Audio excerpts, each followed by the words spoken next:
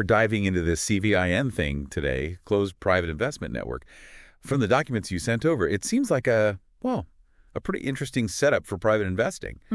Our mission really is just to unpack what it is, how it's structured, the key bits an investor might want to know, but without getting totally lost in the weeds. Sounds good. And yeah, what stands out right away is this idea of it being a decentralized network, not one big fund, but More like lots of little clubs. exactly, investment clubs working together, cooperative economics, accessing private deals they maybe couldn't otherwise. And it's all powered by a company called the BNIC Network LLC. Okay, the BNIC Network LLC. So they're kind of the engine behind it all. They act as the parent investment club, PIC. That's the term they use, yeah, the PIC. And then they can set up these subsidiary clubs, SICs, series investment clubs. PICs and SICs. So what's the key difference there for, like, an investor? Well, the main thing is that each SIC is actually its own legal entity. It gets its own tax ID number, its own EIN. It's managed separately. Oh, okay. So they're not just branches. They're like independent units. Pretty much. The PIC gives them the framework, but the SICs operate with, a fair bit of autonomy. The PIC does stay involved, though. How so? It holds one non-voting equity unit in every SIC, and it also acts as the secretary for each one. Just sort of keeping things connected, I guess. Right, a bit of oversight. So, say I want to join, I'd join one of these SICs, not the main PIC. Correct. You join a series investment club, and there are requirements. Ah, okay. What are those? You generally need to be an accredited investor, or what they call a sophisticated investor, and then the group joining needs to be a legal entity already with an EIN. Yeah. Or if it's just individuals, you need at least 4 people together. You could even form your own SIC if you meet that criteria. Interesting. So you join a SIC. How do the actual investment deals, the opportunities, come into play? That comes from the parent club, the PIC. They present what they call investment opportunities, IOs. Okay. And these are private placements. They're done under specific SEC rules, Section 4A2, which means they aren't advertised publicly. There has to be that pre-existing relationship with qualified investors. Right. So it's based on existing connections, not a public free-for-all. Makes sense. So the PIC proposes a deal. How does the SIC, the club, decide whether to go for it? It's a vote within each SIC. And interestingly, the default is set to no. Oh, so you have to actively choose yes. Exactly. Members have to deliberately vote yes if they want in on that specific deal. And you need at least 50% of the membership interest units in that SIC to vote yes for the club to proceed with the investment. That's a smart mechanism. Yeah. Ensures buy-in.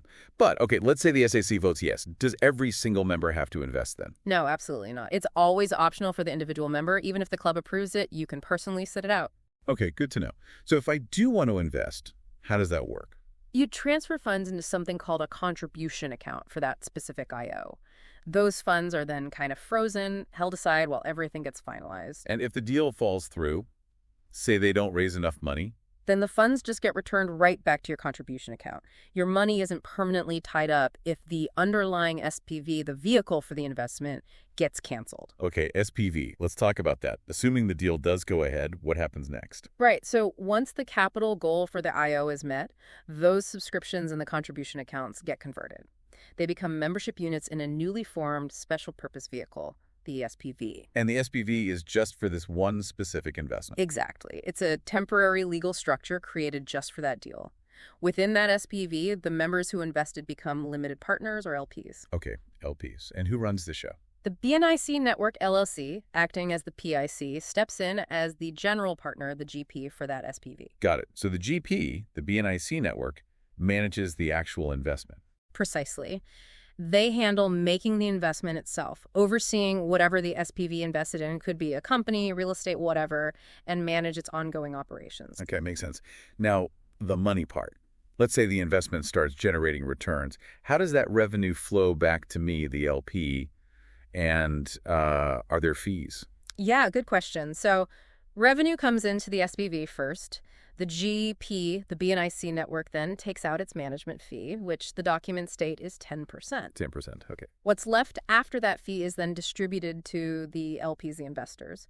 But it happens in 2 stages. 2 stages. How so? First, you get your original investment capital back. That distribution goes into your contribution account, and it's considered a return of capital, so generally non-taxable. Right, just getting my initial stake back. Exactly. Only after everyone's received their full initial capital back does any further distribution happen. And that money is considered profit. Ah, okay. And where does the profit go? That goes into a separate distribution account, and that portion is taxable income. That two-tier system seems pretty clear. Return of capital first, then profit.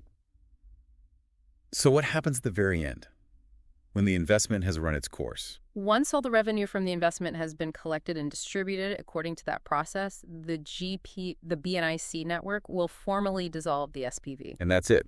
The cycle for that specific deal is closed. That's the end of that particular investment cycle, yeah. So, wrapping it up, CPIN, run by the BNIC network, is essentially a framework. It lets accredited or sophisticated investors band together in these smaller clubs, these SICs, to access private deals presented by the main PIC.